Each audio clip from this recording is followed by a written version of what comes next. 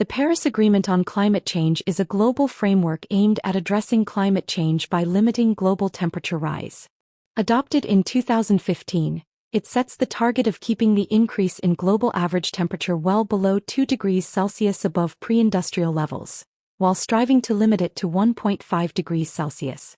The agreement also emphasizes financial and technological support for developing countries to help them transition to low-carbon economies.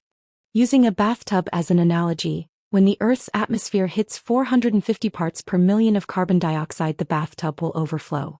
Unfortunately, while decision-makers debate strategy, we are getting dangerously close to overflowing. Carbon dioxide levels in the atmosphere are rising at an unprecedented rate, faster than any period in recorded history.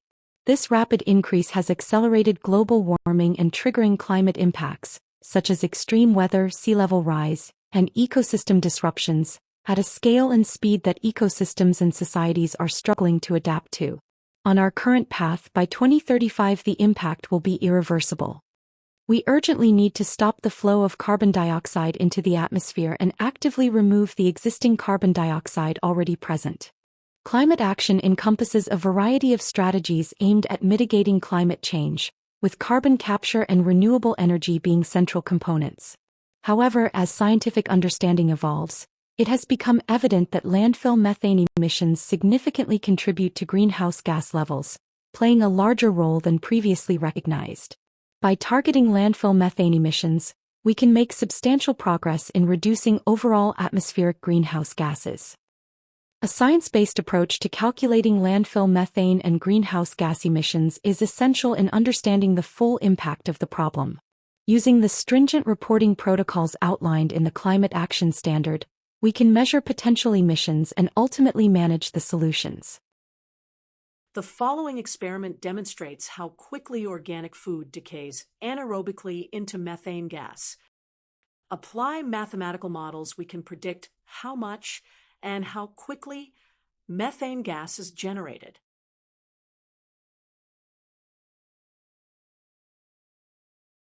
Based on a report by the British Columbia Department of Environment, different classifications of waste's propensity for methane generation in landfill were calculated in cubic meters of methane. This is expressed as LO. Using a little math, we can calculate the emission factor for each waste classification. For instance, food waste in landfill has an emission factor of 9.13.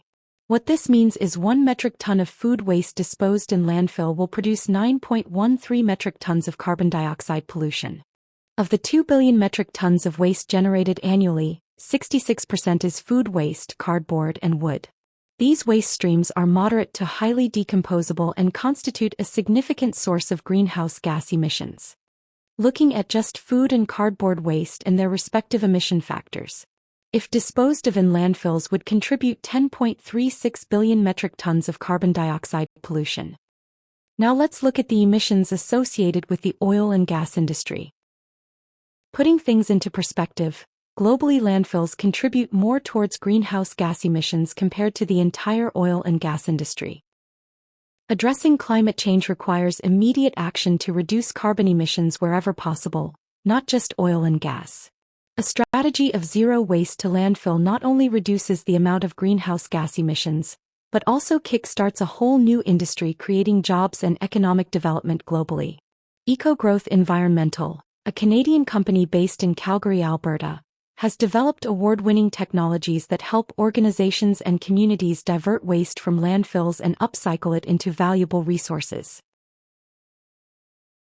EcoGrowth Environmental envisions a future where landfills become relics of the past, preserved only in museums as reminders of an era when humanity wasted precious resources and endangered the planet. Are you ready to join us today on the journey towards zero waste to landfill?